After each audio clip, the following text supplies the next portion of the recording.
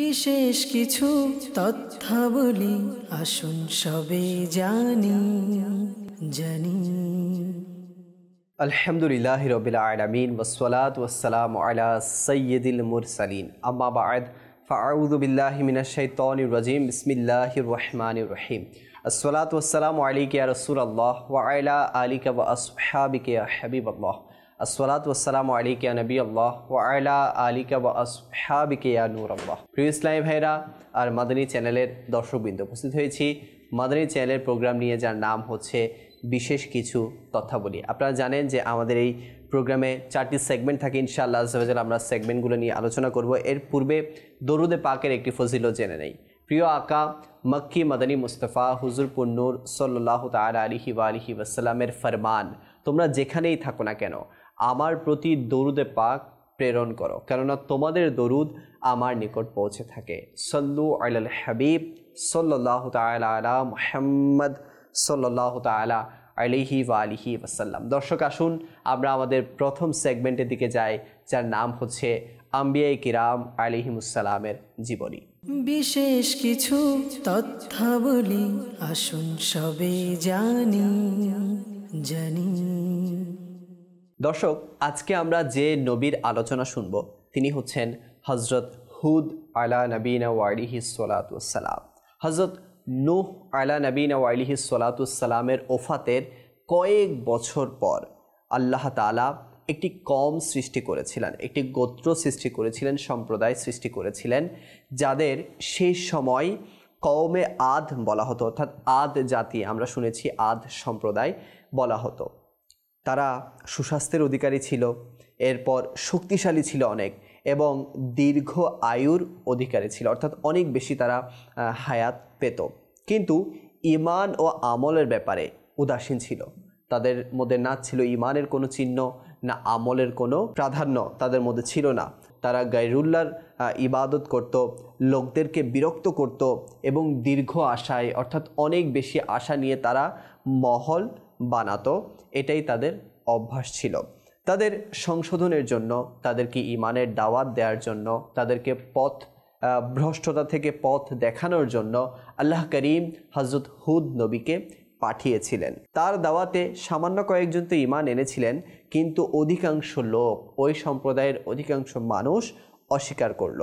তুফানের নূহ, অর্থাৎ নূহ নবীর যুগে যে তুফানটি এসেছিল, সেই তুফানের পর যখন তাদের যে সঙ্গী সাথী ছিল, নূহ নবীর যে সঙ্গী সাথী ছিল, তারা জুদি পাহাড়ের পাশে একটি এলাকায় অবস্থান করেছিল। সেখানে নূহ আলা নবীনা ওয়া আলাইহিস সালাতু ওয়াসসালাম, আমরা জানি পূর্বের এপিসোডগুলোতেও শুনেছি যে নূহ নবীর শুধু বংশ বিস্তার হয়েছিল। তো ওনার বংশ বিস্তারের পর একটি কওমের নাম তাদের পূর্বপুরুষ বা বাদশাহের নামের সাথে নামকরণ করা হয়, আর সেটার নাম হয়েছিল আদ। অর্থাৎ নূহ নবীর যে বংশবিস্তার হয়েছিল, তো সেই বংশবিস্তারের পর যেহেতু ওনার সন্তানরা তো বিভিন্ন এলাকায় ছড়িয়ে ছিটিয়ে ছিল, তো এজন্য ওই বংশের মধ্যে একটি কওমের নাম তাদের পূর্বপুরুষ বা বাদশাহের নামের সাথে নামকরণ করা হয়েছিল, যেটা হচ্ছে কওমে আদ। আদের ছেলে, যার নাম ছিল শাদ্দাদ, আদের ছেলে শাদ্দাদ, অর্থাৎ শাদ্দাদ বিন আদ দুনিয়াতে বাদশাহী করেছিলেন, অর্থাৎ দুনিয়াতে সে রাজত্ব করেছিলেন, এবং সকল বাদশাহ তার বাধ্য ছিল। সে এত বেশি পাওয়ারফুল ছিল যে তার সময়কার যে অন্যান্য বাদশাগুলো ছিল তারা তাকে মানত, অনুগত ছিল তার। এখন এই শাদ্দাদ বিন আদ, সে জান্নাতের আলোচনা শুনে দুনিয়াতে তা বানাতে চেয়েছিল। অর্থাৎ যখন সে জান্নাতের আলোচনা শুনলো, সে ইচ্ছা পোষণ করলো যে দুনিয়াতেই জান্নাত বানাবে। তো এজন্য এই ইচ্ছায় সে অনেক বড় একটা শহর বানালো। সেই শহরের মধ্যে যে মহলগুলো সে তৈরি করেছিল, সেগুলো ছিল স্বর্ণ ও রৌপ্যের, এবং এর ভিত্তিগুলো ছিল ইয়াকুত পাথরের, এবং প্রতিটি মহলের মাঝে মাঝে নহর সে তৈরি করেছিল। বিভিন্ন প্রকারের সুন্দর গাছপালা সে বানিয়েছিল। যখন সেই শহরটি প্রস্তুত হলো, অর্থাৎ সে জান্নাতের মতো তো সে তৈরি করতে পারেনি, কিন্তু জান্নাতের যে একটা স্ট্রাকচার সে শুনেছে, সে মোতাবেক সে বানানোর চেষ্টা করেছে। সেই শহরটি যখন প্রস্তুত হয়ে গেল, তখন সে তার সঙ্গী সাথীদেরকে নিয়ে, লস্করদেরকে নিয়ে সেই শহরে পৌঁছানোর জন্য রওনা হলো। যখন শহর থেকে 18 মাইলের দূরত্বে ছিল, অর্থাৎ আর মাত্র 18 মাইল পর সেই শহরটি চলে আসবে। তখন আল্লাহ তাআলা আসমান থেকে একটি বিকট আওয়াজ পাঠালেন এবং সেই বিকট আওয়াজের কারণে তারা সবাই ধ্বংস হয়ে গিয়েছিল। তারা কুফর ও শিরকে লিপ্ত ছিল, এত বেশি লিপ্ত ছিল যে তাদের ইসলাহের জন্য আল্লাহ তাআলা হুদ নবীকে পাঠিয়েছিলেন। তিনি ব্যবসার পেশা অবলম্বন করেছিলেন, অর্থাৎ যখন ওই জাতির মধ্যে হুদ নবীকে পাঠানো হলো তখন তিনি ব্যবসা আর পেশাকে তিনি এখতিয়ার করেছেন। মনে রাখবেন, ব্যবসা হচ্ছে সুন্নাতে আম্বিয়া, অনেক মহান একটি সুন্নত যেটা আম্বিয়ারা করেছেন এবং স্বয়ং আমার নবী করিম সাল্লাল্লাহু আলাইহি ওয়াসাল্লামও করেছিলেন। তো সত্য ও আমানতদার যারা ব্যবসায়ী হবে, মনে রাখবেন যারা সত্য ও আমানতদার ব্যবসায়ী তারা কিয়ামতের দিন আম্বিয়া, শহীদ এবং সিদ্দিকিনদের সাথে থাকবে কিয়ামতের দিন, যারা সত্য এবং আমানতদার ব্যবসায়ী হবে। যেহেতু এটা সুন্নাতে আম্বিয়াদের একটা সুন্নত ব্যবসা করা। তো তারা যখন হুদ নবীর রিসালাতকে অস্বীকার করলো তখন তাদের উপর নির্মম আযাব নেমে এসেছিল। কি আযাব আমরা সেটা শুনি। ঘন মেঘ থেকে আদ সম্প্রদায়ের উপর নেমে এসেছিল ভয়াবহ তুফানের আওয়াজ। তারা দেখল যে বোঝা বহনকারী উটের পালকে শূন্যে উঠিয়ে ঘুরপাক খাওয়ানো হচ্ছে। অর্থাৎ যখন আওয়াজ এসেছে তখন তাদের যে উটগুলো বোঝা বহন করেছিল, উটের বোঝা বহনকারী উটগুলো শূন্যের মধ্যে কি হচ্ছে, ঘুরপাক খাচ্ছে। তখন ভয়ে তারা আশ্রয় গ্রহণ করলো আপন আপন গৃহে। সকল দরজা অর্গলাবদ্ধ করে দিয়ে বাঁচতে চেষ্টা করলো তারা, কিন্তু এতে করেও আত্মরক্ষা করতে পারলো না। ঘর দরজা সহ সকলকে ধ্বংস করে ফেলা হলো। পথে প্রান্তরে ছড়িয়ে ছিটিয়ে রইল তাদের মরদেহ। এরপর আল্লাহ তাআলা অবতীর্ণ করলেন কালো রঙের পাখির এক বিশাল ঝাঁক। ওই পাখিরা তাদের মরদেহগুলোকে উঠিয়ে নিয়ে নিক্ষেপ করলো সমুদ্রে। এক বর্ণনায় এসেছে ওই ভয়াবহ তুফান ওলট পালট করে দিল আদ সম্প্রদায়ের সমগ্র জনপদ। 7 রাত 8 দিনের সেই ভয়ঙ্কর বালুঝড় বালির মধ্যে প্রথিত করল তাদেরকে। বিক্ষিপ্ত বালুকা রাশির মধ্য থেকে উত্থিত হচ্ছিল তাদের আত্মচিৎকার। তারপর সেই ভয়াবহ ঝড় বালুকা রাশি সহ তাদেরকে উড়িয়ে নিয়ে ফেলে দিল সাগরে। ওই দিন ঝড় বাতাস ছিল সর্বাপেক্ষা তীব্র গতিসম্পন্ন। সেই বিক্ষিপ্ত তীব্র গতির পরিমাপ করার সাধ্য ছিল না কারো। তো এভাবেই যারা যুগে যুগে নবী, আম্বিয়া, রসুল এদের সাথে বিয়াদবি করেছে, এদের আহকামকে অস্বীকার করেছে, এদেরকে মেনে নেয়নি, আল্লাহ পাক যুগে যুগে আযাবের মাধ্যমে আমাদেরকে শিক্ষা দিয়েছেন যে যারাই রসুলের সাথে, যারাই ওনার পয়গম্বরের সাথে বিয়াদবি, গোস্তাকি, অপমান করবে, তাকে অস্বীকার করবে, আল্লাহ পাক এভাবে আযাবের মাধ্যমে গোস্তাকদেরকে ধ্বংস করে দিবে। আল্লাহ তাআলা আমাদের সবাইকে এই হুদ নবীর জীবনী থেকে আমরা যা শিক্ষা অর্জন করলাম সেই মোতাবেক আমল করার তৌফিক দান করুক। আসুন আমরা আমাদের পরবর্তী সেগমেন্টের দিকে যাই, যার নাম হচ্ছে স্বাস্থ্যের পরামর্শ। বিশেষ কিছু তথ্যাবলী আসুন সবে জানি। Now let's start our second segment, which is health tips, স্বাস্থ্যের পরামর্শ। আজকে আমরা আলোচনা শুনব মানুষের শরীরের হাড় নিয়ে। আমাদের শরীরে হাড় আছে, আমরা জানি প্রত্যেকটা মানুষের শরীরে হাড় আছে। এ নিয়ে কিছু ইন্টারেস্টিং ইনফরমেশন আপনাদেরকে দেওয়ার চেষ্টা করব। শিশুদের শরীরে 300টি হাড় থাকে, কিন্তু বড়দের শরীরে সেই হাড় জোড়া লাগার কারণে অনেক সময় মানে বেশি হাড়গুলো একত্রিত হয়ে যাওয়ার কারণে বড়দের মধ্যে সেটা আবার কমে যায়। সেটা তখন 207 থেকে 213টি পর্যন্ত হাড় দেখা যায় বড়দের ক্ষেত্রে। এখানে রেঞ্জ কেন বা মানে কম বেশি কেন, অনেকের আঙ্গুল কম হয়ে যেতে পারে, অনেকের পায়ের আঙ্গুল কম হয়ে যেতে পারে, অনেকের 10টা জায়গায় 9টা থাকতে পারে, 8টা থাকতে পারে। তো ওই ক্ষেত্রে গিয়ে অনেকের হাড় কম বেশি হয়ে যায়। এজন্য শিশুদের 300টি এবং বড়দের 207 থেকে 213টি হাড় দেখা যায়। হাড় লাইট ওয়েটের, অর্থাৎ হালকা ওয়েটের হয়, কিন্তু তার শরীরের পুরো ওজনকে বহন করে নেয়। আমরা জানি আমাদের হাড় যেগুলো আছে এগুলো কিন্তু একদম কম ওজনের, এগুলো খুব কম ওয়েটের হয়ে থাকে, কিন্তু এই হাড়গুলোই আমাদের পুরো শরীরের একটা ওজনকে বহন করে আছে। পুরো শরীরের 99% ক্যালসিয়াম থাকে হাড়ের মধ্যে, আর দাঁতের মধ্যেও থাকে 99% আমাদের ক্যালসিয়াম দাঁত ও হাড়ের মধ্যে পাওয়া যায়। মনে রাখবেন সারা জীবন হাড়ের কোনো না কোনো পরিবর্তন হতে থাকে, অর্থাৎ কোনো না কোনো তাদের রিসাইকেল বা তাদের কাজ এগুলো হয়ে থাকে। তাই যদি হাড় কখনো ভেঙে যায়, তার যদি আমরা ট্রিটমেন্ট নাও করি, তার যদি আমরা কোনো পদক্ষেপ নাও নিয়ে চিকিৎসকের কাছে নাও যাই, তাহলে আপনি এগুলো রিপেয়ার হয়ে যায়। নরম হাড় কোনগুলো? যেমন আমাদের কানের এবং নাকের যে নরম হাড় থাকে এগুলোকে টেন্ডেন্স বলা হয়। বোনস আমাদের শরীরকে সাহায্য করে ও একটা শেপও দেয়, অর্থাৎ হাড় যেটা আছে এটা আমাদের শরীরকে বিভিন্ন কাজে সাহায্য করে এবং আমাদের শরীরের একটা স্ট্রাকচার এই হাড়ের মাধ্যমে আমরা পাই, একটা শেপ আমরা পেয়ে থাকি। হাড়ের জন্য কি কি সবচেয়ে বেশি জরুরি আসুন সেটা আমরা জেনে নেই। কি কি খাওয়া বা কি কি অবলম্বন করা, কি কি গ্রহণ করা হাড়ের জন্য, হাড়ের মজবুতির জন্য খুবই জরুরি, সেগুলো আমরা শুনে নেই। ইট লটস অফ ভেজিটেবলস, ফ্রুটস, এবং যদি সম্ভব হয় সেগুলো আমাদের তো বিভিন্ন কালারের ফ্রুটস অ্যান্ড ভেজিটেবলস পাওয়া যায়, তো বিশেষ করে গ্রিন অ্যান্ড ইয়েলো অর্থাৎ সবুজ ও হলুদ রঙের যে সবজিগুলো থাকে, যে আপনার ফ্রুটসগুলো থাকে, সেগুলো গ্রহণ করলে আমাদের হাড়গুলো মজবুত হবে, হাড়ের জন্য খুবই উপকারজনক হবে। এরপর এক্সারসাইজ, অবশ্যই আমাদেরকে এক্সারসাইজ, ব্যায়াম এগুলো করতে হবে যাতে করে আমাদের হাড়গুলো মজবুত থাকে, হাড়গুলো সুস্থ সবল থাকে। কনজিউম প্রোটিন, ক্যালসিয়াম, মনে রাখবেন প্রোটিন এবং ক্যালসিয়াম এগুলো হাড়ের জন্য খুবই গুরুত্বপূর্ণ। আমি শুরুতেই বলেছি আমাদের শরীরের 99%ই ক্যালসিয়াম থাকে হাড়ের মধ্যে। তো আমরা যদি ক্যালসিয়াম এবং প্রোটিন কনজিউম করা কমিয়ে দেয়, অর্থাৎ গ্রহণ করা কমিয়ে দেয়, তাহলে কিন্তু আমাদের হাড়ের জন্য সেটা ক্ষতিকর সাব্যস্ত হতে পারে। মনে রাখবেন এক যুবকের দিনে 1000 গ্রাম ক্যালসিয়াম প্রয়োজন হয়, আর বৃদ্ধদের দিনে প্রায় 1200 গ্রাম ক্যালসিয়ামের প্রয়োজন হয়। এখন আমরা যদি আমাদের শরীরে যতটুকু ক্যালসিয়াম প্রয়োজন ততটুকু আমরা গ্রহণ না করি, তাহলে আমাদের শরীরের বিভিন্ন ক্ষতি দেখা দিতে পারে। সবচেয়ে মোস্ট ইম্পর্টেন্ট কথা হচ্ছে vitamin K and vitamin D, এই দুটো ভিটামিন হাড়ের জন্য খুব খুব খুব বেশি জরুরি।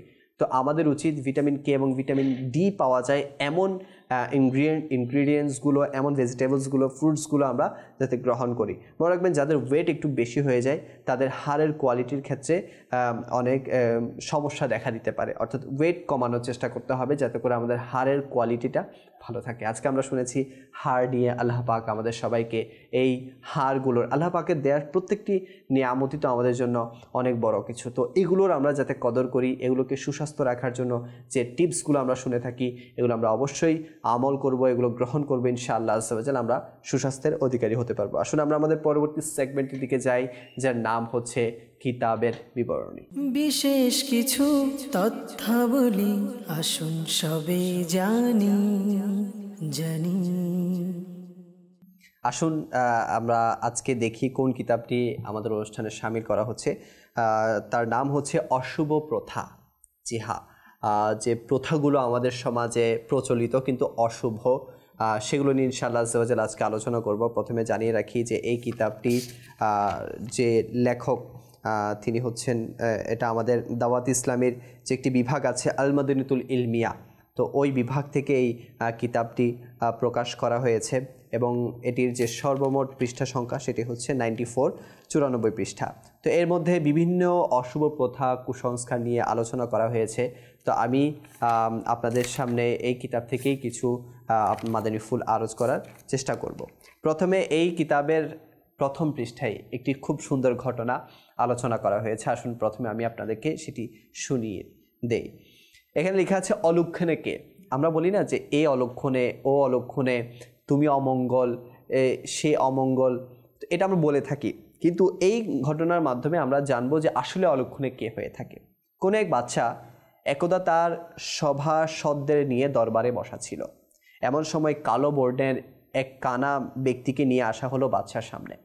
সবাই অভিযোগ করলো এই লোকটি এমন ধরনের অলক্ষণে যে কেউ যদি সকালে উঠে তার চেহারা দেখে সেই দিন তাকে অবশ্যই কোনো না কোনো ক্ষতির সম্মুখীন হতে হয়, সুতরাং তাকে দেশ থেকে বহিষ্কার করে দেয়া হোক।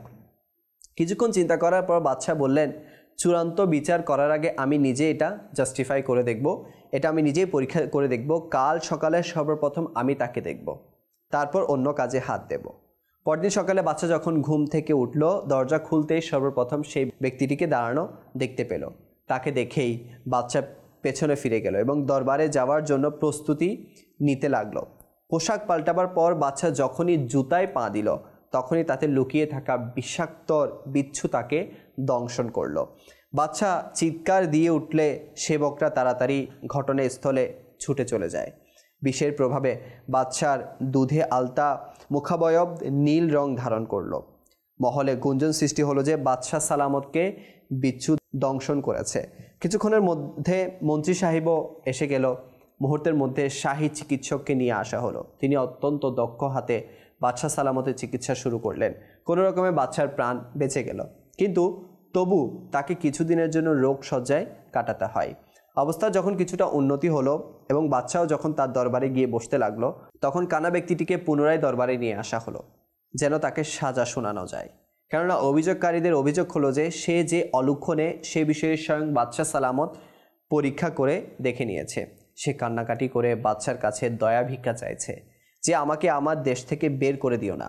এই অবস্থা দেখে তার প্রতি জৈনিক মন্ত্রীর করুণা সৃষ্টি হলো। তিনি বাচ্চার নিকট কিছু বলার অনুমতি প্রার্থনা করলেন। তারপর বললেন, বাদশাহ সালামত, আপনি তাকে সকালে সর্বপ্রথমে দেখেছেন বলে আপনাকে বিচ্ছু দংশন করেছে, তাই সে অলক্ষণী হিসেবে গণ্য হয়েছে।